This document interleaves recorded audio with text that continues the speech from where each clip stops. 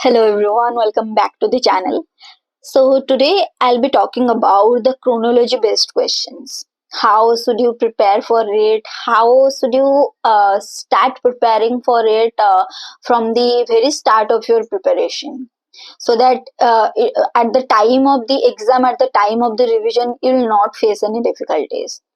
So NTA was asking more of the chronological questions in the exam. It's not just even one question. He's asking, the NTA was asking probably 2 to 3 chronology based questions, and we don't want to miss even 2 marks. So we need to prepare for the chronology based questions, and I'll be sharing some tips and tricks so that you can prepare this chronological based questions in a very easy and a detailed manner, so that you'll be remembering it for a very longer period of time. So let's talk about it. So if you guys are preparing for the UGC NET English Literature exam, you know how tricky these chronology based questions can be. So they ask questions from arranging authors by birth dates to matching literary works with their periods. These questions often determine your success. So in today's video, we'll dive deep into most important chronology questions you need to master for this exam. And please stay tuned till the end for some pro tips to tackle such questions effectively in your exam. And I hope by the end of this video you will know how to prepare these chronology based questions, and I hope the questions also I have prepared are going to help you in some way. So without much delay, let's start the video. So first, let's start with some author's birth and death years. So these questions require you to know the key dates. For example, I have prepared arrange the following authors by their date of birth. Like we have to arrange the date of birth of Geoffrey Chaucer, John Milton, William Wordsworth, T.S. Eliot. So whenever you start preparing for your exam, just make sure that you prepare a detailed note, whatever you are studying, from whichever material you are studying, or from any YouTube video you are studying. Make sure that you scribble, you constantly scribble on your paper, so that and after writing this, just look after a bit through these papers, and I'm sure you will definitely going to remember the dates for sure. It's not always possible to remember all the dates, all the birth years and death year of every writer or poet, but we have to try, because we do not want to miss any questions. So here, Geoffrey Chaucer, John Milton, William Wordsworth and T.S. Eliot, we have to arrange these authors chronologically. I haven't added the answer here. It's up to you guys to, if you know, then please answer this on your own. If you don't know, please go and right now Google it and write the age, the birth year of the each writer, and try to memorize them. So, Geoffrey Chaucer was born on 1343, Milton was born in 1608 and 1608, and Wordsworth was born on 1770, and Eliot was born in 1888. So, these kind of questions test your understanding of these literary timelines and their corresponding movements. So whenever you learn about a writer, you will also learn whatever works and whatever movements come with them. So it will be a complete package for you guys. Another example, if we take, there is a question. You have to arrange these modernist authors by their birth year. Like you have to arrange the date of birth of. You have to know about all these writers' date of birth, like W.B. Yeats, James Joyce, Virginia Woolf, D.H. Lawrence, and just like that, you have to arrange these romantic poets in chronological order of death.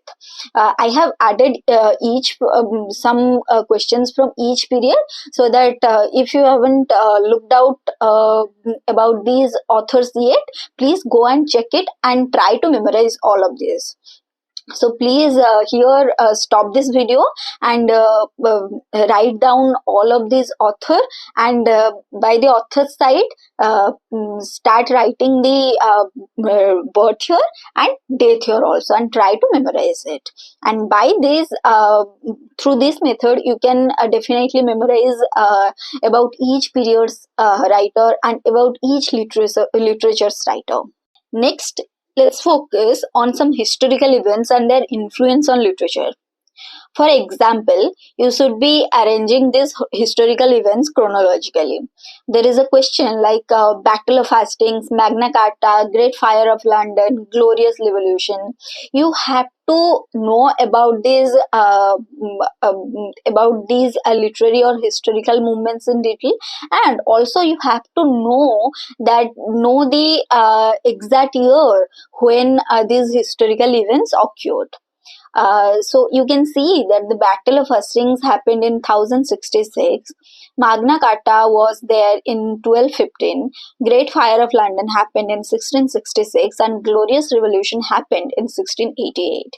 Just like that, now it's your duty to arrange these publications chronologically. That is Beowulf, Pius the Plowman, Utopia, and the Fairy Queen.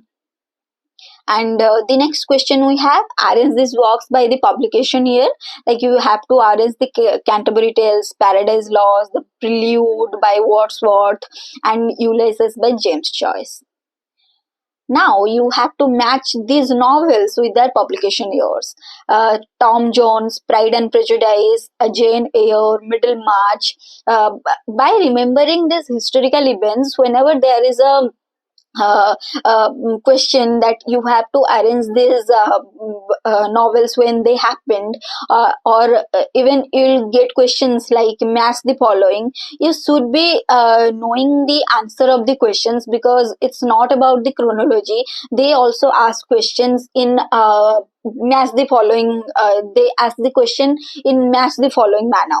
So you have to remember these dates so that it will be beneficial for you whenever there is a question like that. So you need to arrange these questions chronologically to understand also that how these genres evolved. So here, as I have given some examples, and it's completely your duty to start, if you know the answers of each historical event, just try to remember it, and it will become a revision for you.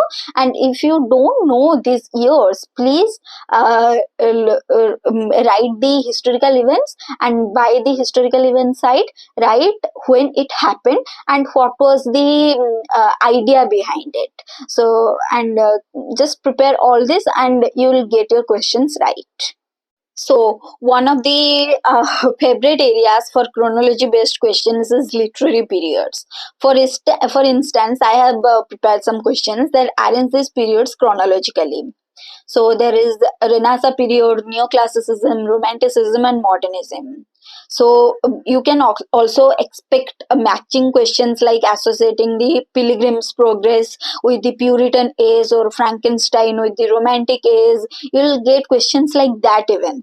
So and also there is another type of American literary movements. Example, you have to arrange these movements. There is Transcendentalism, Realism, Harlem Renaissance, Beat Generation. You have to know when these movements happened and what movement comes after, or which period comes after what. Next, we have the development of genres. So, question on the evolution of the genres are also getting very common for our NET aspirants. For example, there is epic poetry, picaresque novel, gothic novel, stream of consciousness. This we have to arrange these genres chronologically. So, this question shows that the gradual shift in narrative styles over the centuries. So, we have to remember that which genre came first, after that which genre came into being, and what was the idea behind it. And if we talk about such some drama forms, they are also crucial from the exam point of view. For instance, miracle plays, revenge tragedy, comedy of manners, absurd theater. So knowing about these transitions helps you to understand how the drama or how the genres has evolved over the period of time. Now let's talk about some critical text and theorists. So critical text and theorists in chronologically, and they are chronologically the text and the when they published, when the anthology of these works published. So they are very much vital. So for example, if we have to arrange this text chronologically, there is Aristotle Poetics, Sidney's An Apology for Poetry, Dryden's An Essay of Dramatic Poesy, Arnold's The Study of Poetry.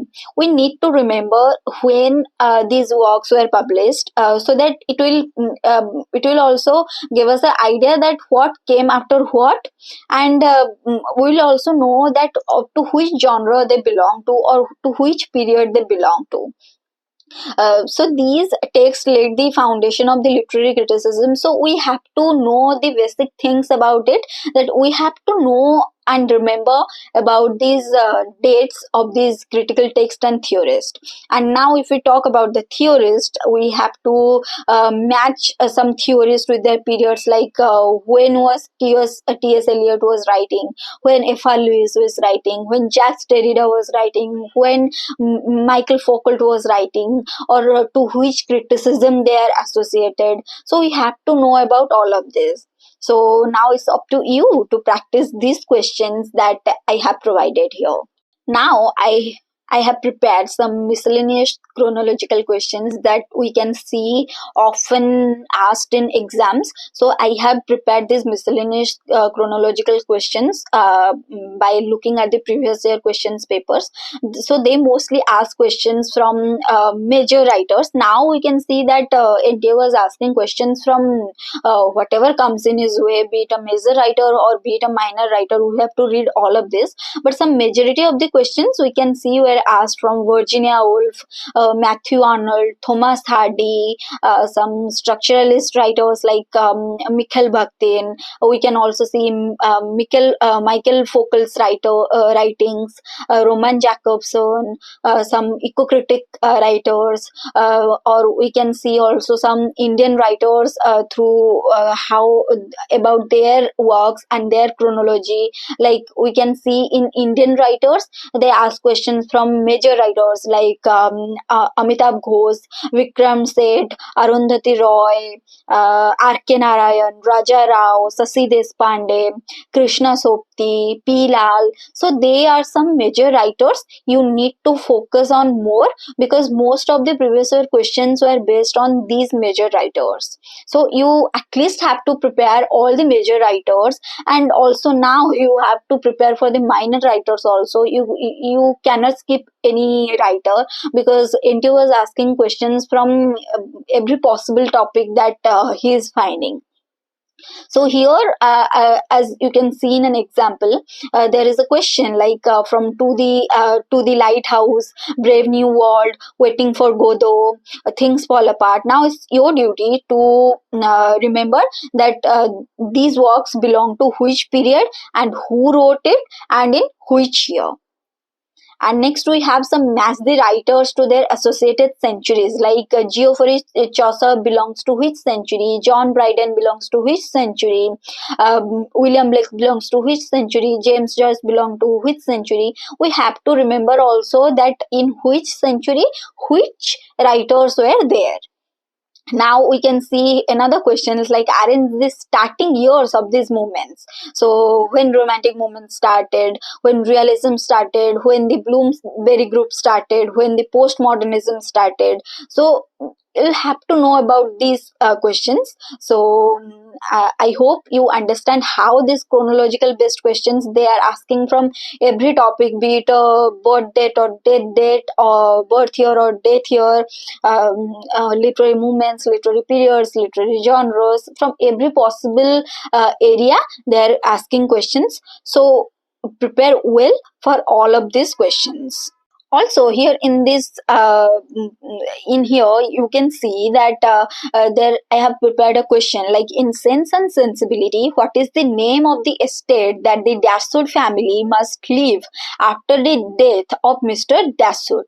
So whenever we read a text, we have to read when it was published by whom, in which context it was published, and in which setting this work was based on.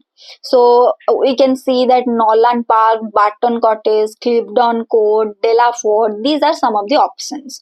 So if we read the text thoroughly, we'll know in what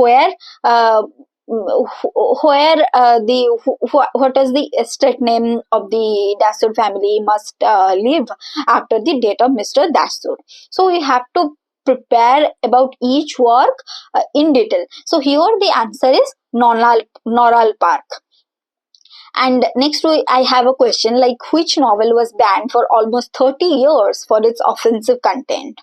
Example is Mansfield Park, Lady Warren's Profession, and Mrs. Dalloway. So as you guys know, the answer is Lady Warren's Profession. So this work was banned for its explicit content. And comment down below who published this work, Lady Warren's Profession. So these kind of, they are also asking questions like, in which area this text was produced, in which which area or which place was highlighted in the text or in the novel. So these type of questions were also, we can see, getting asked by NTM. So we have to prepare well for everything. Just don't keep in your mind that you will be skipping anything, because the question level is getting very much difficult, and we have to prepare well for every possible aspect of questions. So now, as we have covered some key questions, here I'll be giving some pro tips and techniques that I followed and which work for me, and I hope it is going to work for you as well. So first, you should be creating a timeline for every literary period and include some major authors, works, and movements. Uh, in whichever point you are, if you are from the starting point where you are starting your preparation, just make sure that you create a proper timeline and you go chronologically through everything. Create a timeline for every literary period, like you just prepare for Old English, then come to Middle English, then come to Renaissance period. Go through chronologically, and by whenever you go through chronologically through these periods, you will also find the authors, works, and movements. And if you are revising everything, please revise this chronologically. Even if the exam is only 15 days away, you are going to make it by the exam, I'm sure.